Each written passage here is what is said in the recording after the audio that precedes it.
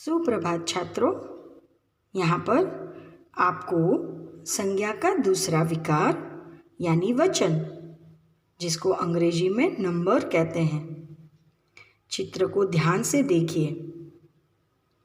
करिश्मा किताब पढ़ रही है और मेज पर कुछ किताबें रखी हैं। दूसरा चित्र है करण केला खा रहा है और टोकरी में कुछ केले रखे हैं। उपरोक्त वाक्यों में किताब तथा केला शब्द एक होने का और किताबें और केले शब्द एक से अधिक होने का बोध करा रहा है, यानी कि वाक्य में कोई संज्ञा की संख्या, ध्यान दीजिएगा, संज्ञा की संख्या पर ध्यान देकर आपको पता चलेगा जो शब्द हमें संख्या का बोध कराता हो उस शब्द को हम वचन कहते हैं। अतः संज्ञा शब्द के जिस रूप से उनके एक या अनेक होने का बोध हो उसे हम वचन कहते हैं। वचन के दो भेद हैं, एक वचन और दूसरा बहुवचन। एक वचन यानी कि संज्ञा का वह रूप जो एक होने का बोध कराता है उसे एक वचन कहते हैं। जैसे घोड़ा भाग रहा है, लड़का पौधा लगा रहा है। यहाँ घोड़ा एक ही है, लड़का एक ही है, तो दोनों शब्द को ध्यान देकर हमें पता चल गया होगा कि ये दोनों संज्ञा शब्द एक वचन में हैं। बहुवचन संज्ञा का वह रूप जो अनेक होने का बोध कराता है उसे बहुवचन कहते हैं। जैसे घोड़े भाग रहे हैं, लड़के पौधे लगा रहे हैं।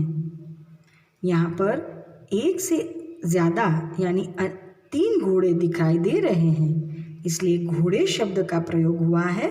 तो उस आधार पर हम कहेंगे कि यहाँ बहुवचन का प्रयोग हुआ है।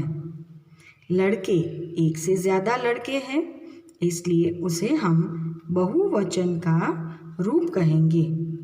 आप ध्यान देकर ध्यान से वाक्य को पढ़कर यहाँ पर ये समझ गए होंगे कि वाक्य में जब संज्ञा का परिवर्तन होता है तब उसे हम संख्या के आधार पर जानकर वचन पहचान सकते हैं।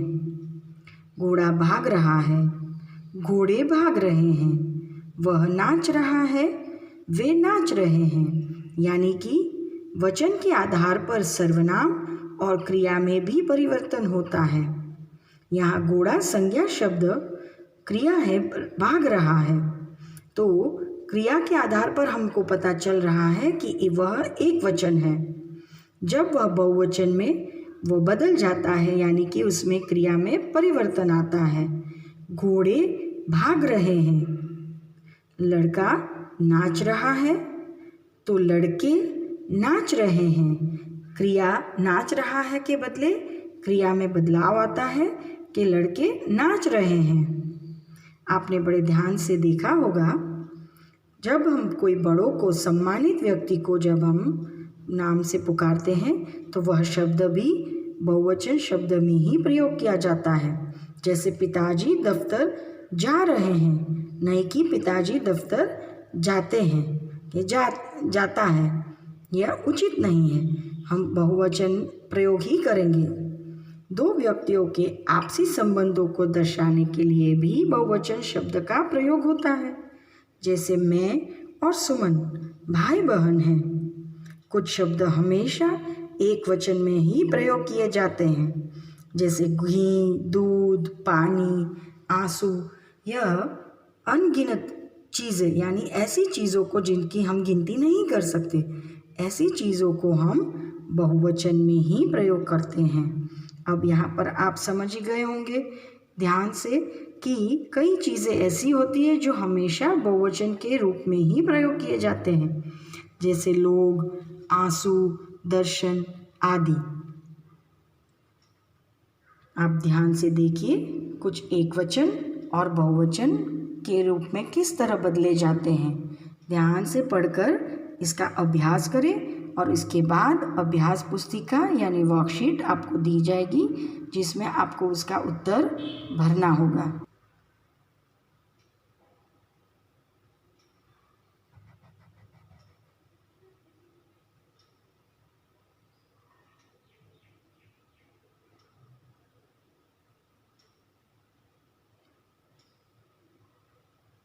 एक वचन से बहुवचन में बदलते समय कुछ नियमों का यहाँ पर प्रयोग किया जाता है।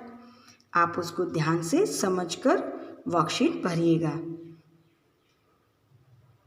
धन्यवाद।